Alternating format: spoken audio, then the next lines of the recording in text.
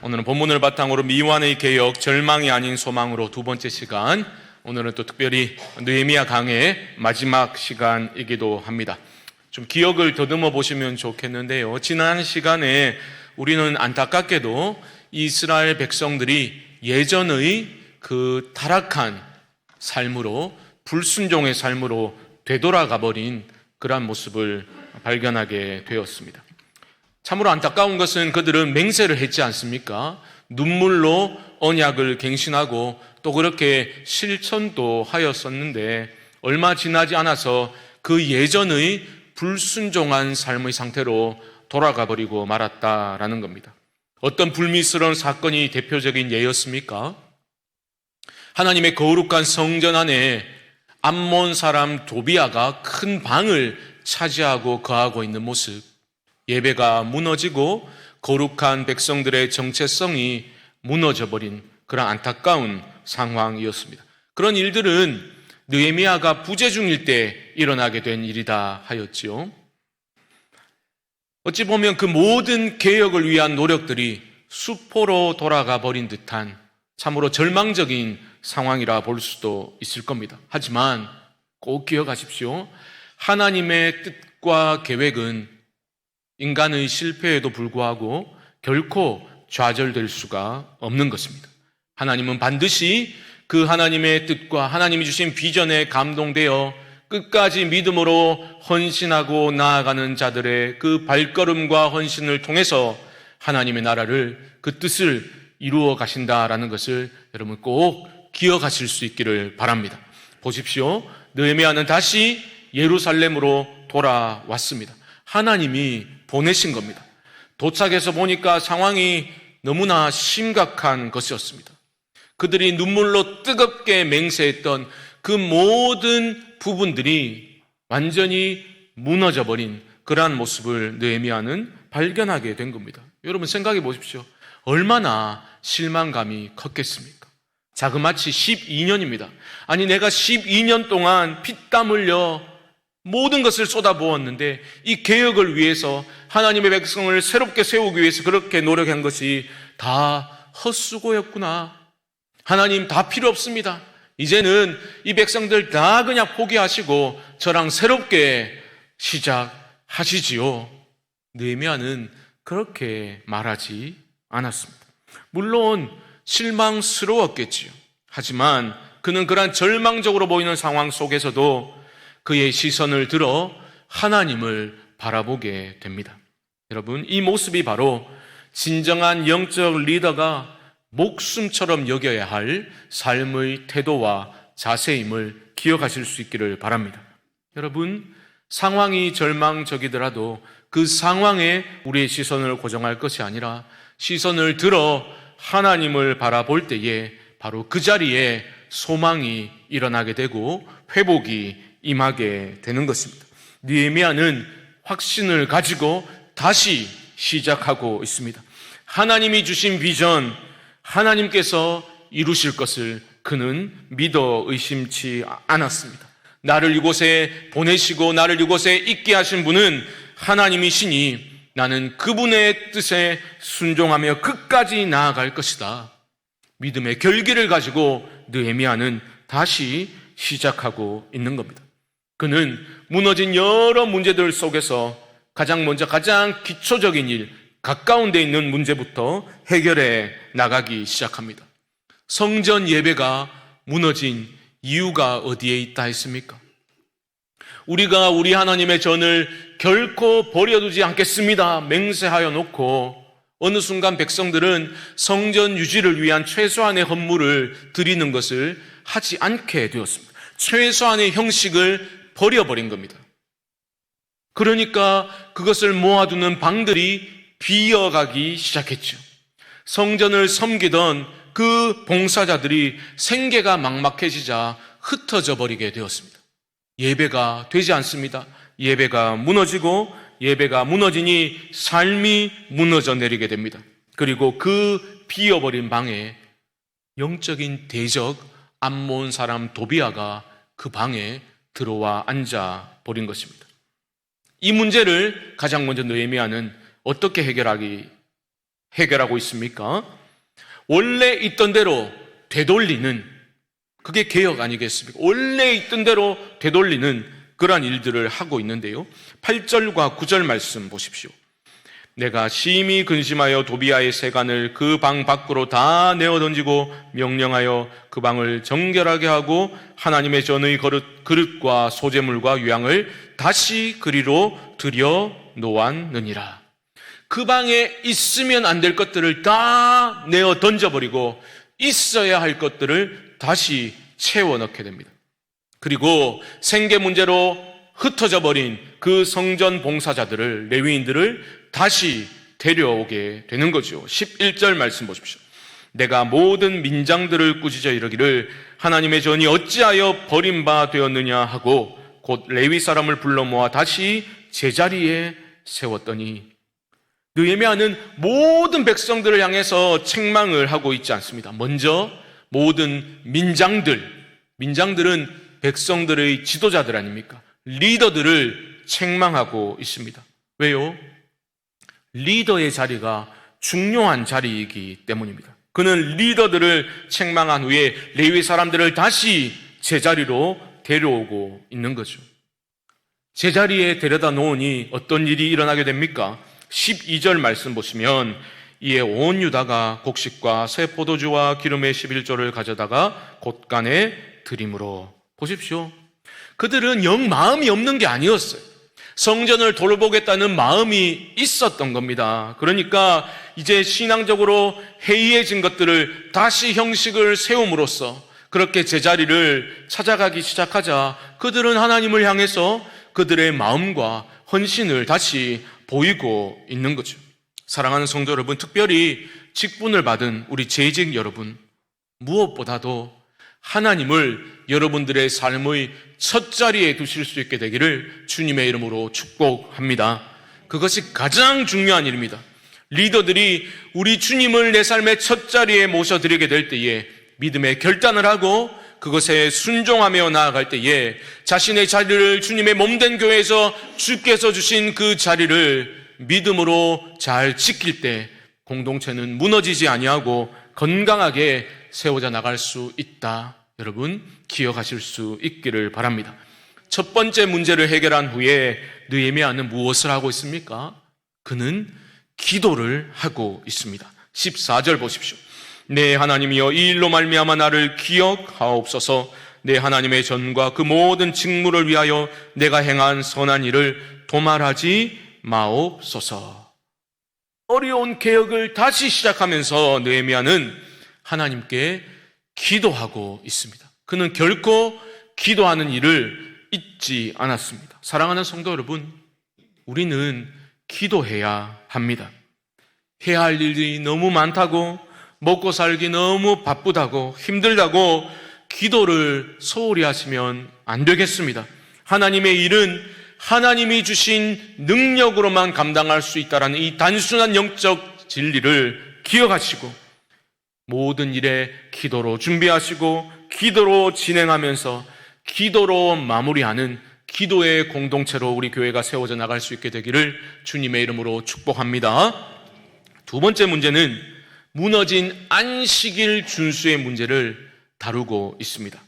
여기서 두 사람이 등장하고 있는데요. 첫 번째 사람은 유다인이었습니다. 15절 보시면 그때에 내가 본즉 유다에서 어떤 사람이 안식일에 술틀을 밟고 곡식단을 나귀 위에 실어 운반하며 포도주와 포도와 무화과와 여러 가지 짐을 지고 안식일에 예루살렘에 들어와서 음식물을 팔기로 그날에 내가 경계하였고.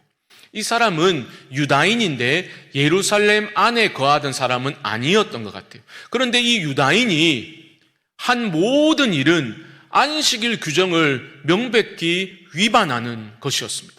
안식일에 술틀을 밟고 노동을 했다는 거죠. 그리고 짐을 싣고 성 안으로 들어와서 상거래를 했다는 겁니다. 음식물을 팔았다는 겁니다. 모든 것이 안식일 규정 위반입니다.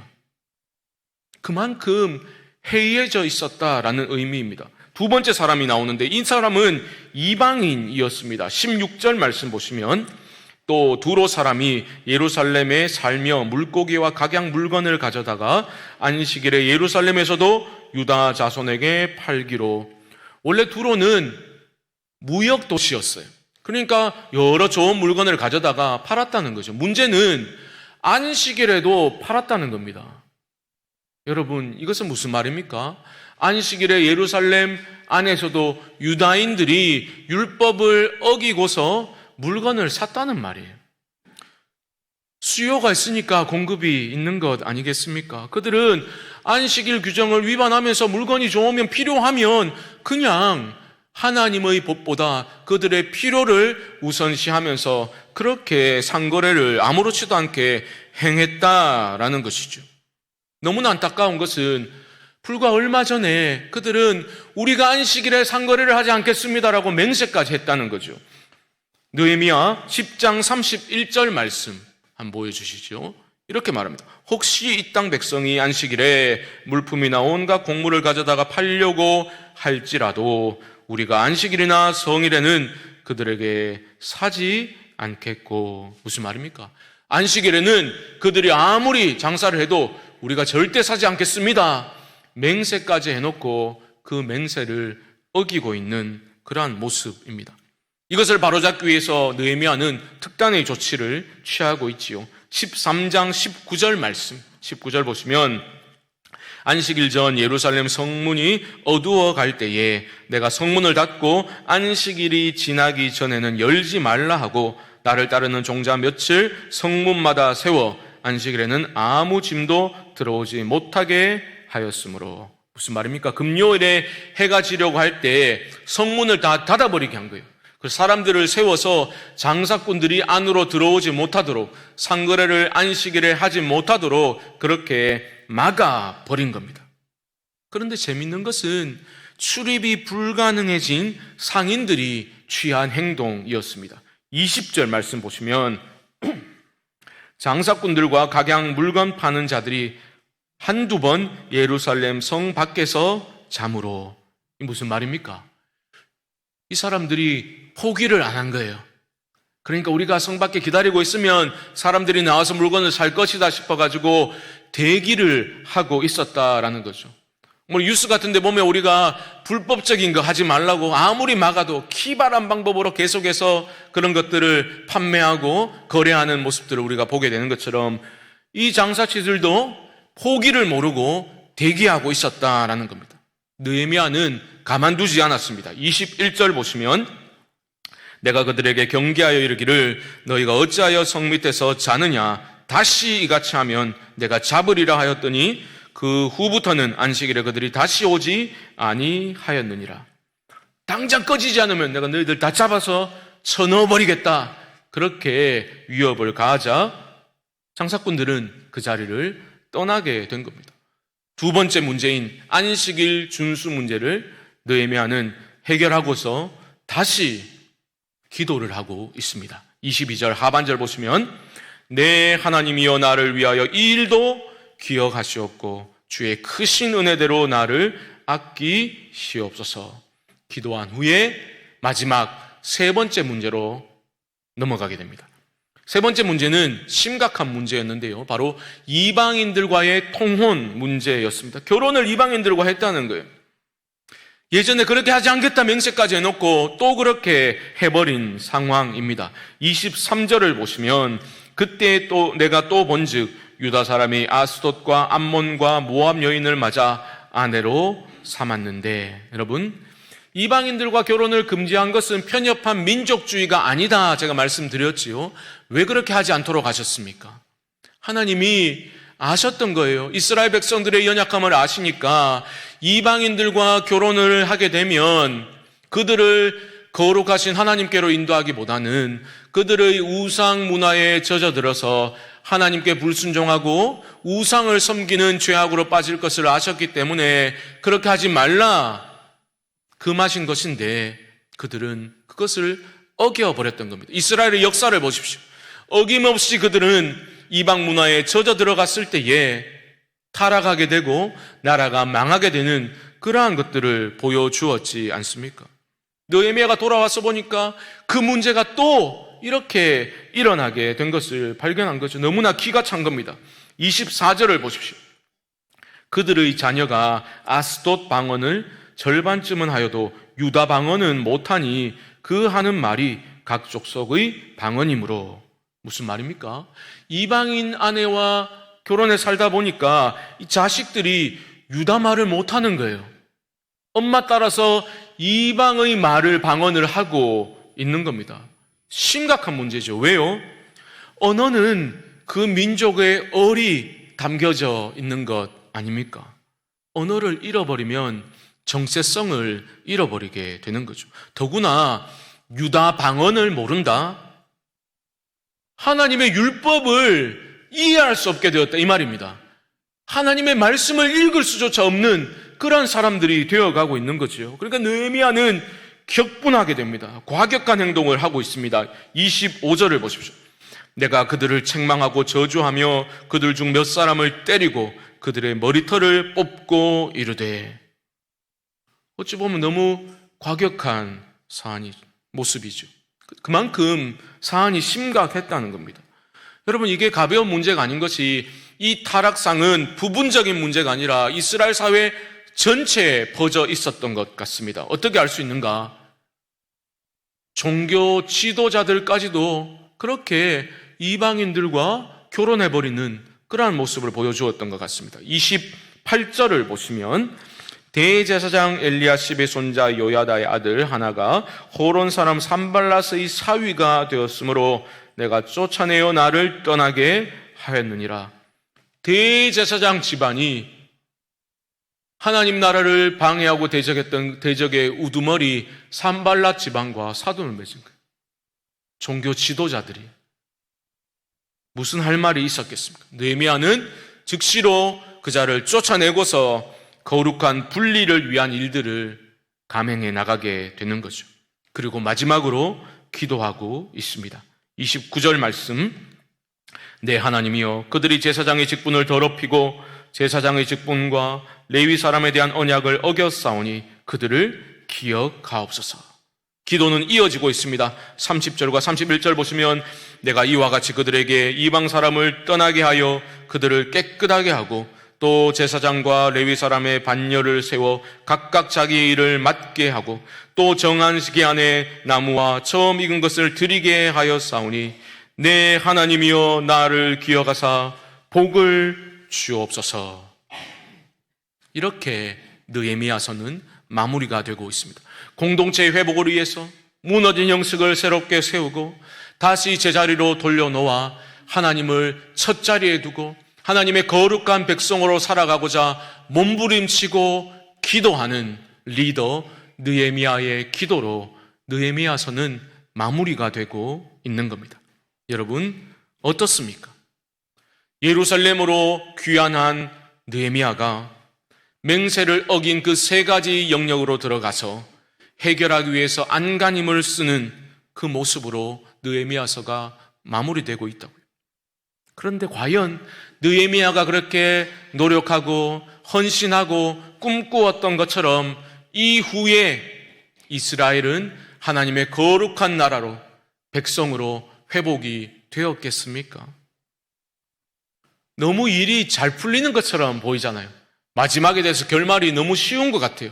돌아와서 도비와 쫓아내고 새롭게 성전을 채우고 또 안식일을 지키도록 만들고 또 이방인들과의 결혼을 금하면서 거룩을 회복하기 위한 조치들을 착착착 취하면서 모든 게 깔끔하게 마무리되는 것처럼 보이지만 우리가 다 아는 것처럼 느헤미야의 개혁은 미완의 개혁으로 남겨지게 되는 거죠. 정말 이제는 우리가 하나님의 백성답게 살겠습니다. 그러한 결단하는 것조차 낯뜨거운 일이 되어버릴 수 있는, 끊임없이 실패하고 죄악된 모습으로 돌아가 버리는 이스라엘 백성들의 모습을 우리는 보게 되는 거죠. 또 맹세를 어기고 불순종의 길로 갈 게 뻔한데 뭐. 그러니까 어떤 밝은 미래의 소망보다는 잿빛 미래의 그러한 절망적이고 암울한 모습을 우리가 바라볼 수밖에 없는 그러한 상황이라는 거죠. 그렇기 때문에 이런 관점에서 보면 느헤미야, 이 마지막 13장에 나오는 느헤미야의 그 기도는 무슨 희망 가득한 기도라기보다는 나만 복받으면 돼라는 자기중심적인 기도로 들려질 가능성이 있어 보입니다. 그렇지 않습니까? 느헤미야가 3번 기도하는데 계속해서 하나님께 기도한다는 내용이, 하나님, 그래도 저는 노력했으니까 저에게는 복을 주십시오, 이렇게 읽혀질 가능성이 있는 거죠. 저 거룩한 제사장들마저도 이방인들과 결혼하고 거룩을 훼손했지만 그래도 저는 이렇게 노력했으니까 하나님, 저는 기억해 주시고 복을 주십시오, 아껴 주십시오, 이기적인 기도처럼 들려질 수 있겠죠. 하지만 그렇지 않습니다. 그렇지 않습니다. 느헤미야는 나라는 망해도 나만 복받으면 돼, 그런 기도를 하나님께 드리고 있는 게 아니라는 거죠. 오히려 그의 기도는 중보의 기도였습니다. 백성들을 하나님 앞에 올려놓으며 그는 중보의 기도를 하고 있는 거예요. 어떻게 할 수 있습니까? 그의 첫 번째 기도인 14절을 다시 한번 보십시오. 14절입니다. 내 하나님이여, 이 일로 말미암아 나를 기억하옵소서. 내 하나님의 전과 그 모든 직무를 위하여 내가 행한 선한 일을 도말하지 마옵소서. 이 기도는 하나님, 그래도 저는 잘했지요, 이게 아닙니다. 여기 나오는 선한 일이라는 표현의 원어를 보게 되면 나오는 단어가 바로 헤세드라는 단어입니다. 헤세드가 어떤 의미입니까? 언약에 충실한 사랑을 뜻하는 단어입니다. 느헤미야가 하나님의 전을 위해서, 또 이스라엘 공동체의 회복을 위해서 모든 것을 쏟아부었던 것은 바로 그 언약 때문이었다는 거죠. 그 언약에 대한 충성에서 나온 사랑의 근거에서 이 모든 일을 느헤미야가 행했다라는 겁니다.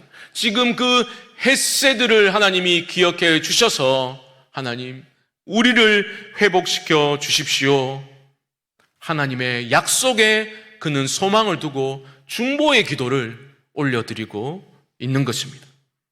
여러분, 마치 모세가 율법을 받기 위해 거룩한 산에 올라갔을 때 산 아래에서는 최악의 상황이 펼쳐졌지 않습니까? 금송아지를 만들어 놓고 경배하고 그 앞에 뛰노는 그러한 신성 모독적인 행위를 하고 있었죠. 하나님이 경노하셨습니다. 모세를 향해 뭘 하셨습니까? 내가 저들을 다 멸하고서 모세, 너를 통해서 내가 새로운 나라를 일으키겠다, 하나님 말씀하셨을 때 모세가 어떻게 했습니까? 중보의 기도를 올려드렸죠. 주의 종 아브라함과 이삭과 이스라엘을 기억하옵소서. 무슨 말입니까? 그들에게 주신 언약을 하나님 기억해 주십시오. 중보의 기도를 올려드리고 있는 거죠. 이 백성들, 패역한 백성들 하나님 멸하지 말아달라고 하나님 앞에 막아서서 모세는 그 언약을 기억하사 우리를 용서해 주십시오, 중보의 기도를 했지 않습니까? 하나님이 저들을 사하지 않으시려거든 그 생명책에서 저의 이름을 지워 주십시오, 하나님 앞에 막아서서 중보의 기도를 올려드렸던 모세처럼 지금 느헤미야는 하나님의 언약에 대한 자신의 충성과 사랑을 기억하사 다시 한번 이 백성들을 하나님 포기하지 마시고 새롭게 회복시켜 주십시오, 기도하고 있는 겁니다. 상황은 절망적이더라도 그 언약을 붙들고 그는 기도하고 있는 겁니다. 그의 기도에도 불구하고 여전히 느헤미야의 개혁의 이야기는 미완의 개혁으로 너무나 실망스러운 모습으로 마무리가 되고 있습니다. 하지만 여러분, 꼭 기억하십시오. 실망스러운 건 맞는데 절망하면 안 됩니다. 왜냐하면 느헤미야의 기도처럼 언약에 신실하신 그 하나님의 사랑과 은혜가, 그 손이 이스라엘을 이후에도 붙들어 주실 것이기 때문입니다. 그런 점에서 느헤미야의 이 실망스러운 결말은 오히려 소망 가운데 미래를 바라볼 수 있도록 우리를 위로하고 있는 거죠. 아무리 맹세로, 눈물로 맹세하고 결단해도 어쩔 수 없이 무너져버리는 그 공동체의 모습이 우리의 모습 아닙니까? 우리는 나 자신의 넘어짐에 그 실망하고 공동체의 연약함을 보면서 우리는 실망하지 않습니까? 하지만 그러한 연약한 모습은 우리를 패배주의로 끌고 들어가는 것이 아니라 하나님께서 그 후에 에스겔 선지자와 예레미야 선지자에게 주신 그 약속의 말씀을 바라보도록 하는 거죠. 그 패역한 마음, 그들 자신도 어찌할 수 없는 그 마음을 내가 친히 다루겠다 하나님이 약속해 주셨지 않습니까?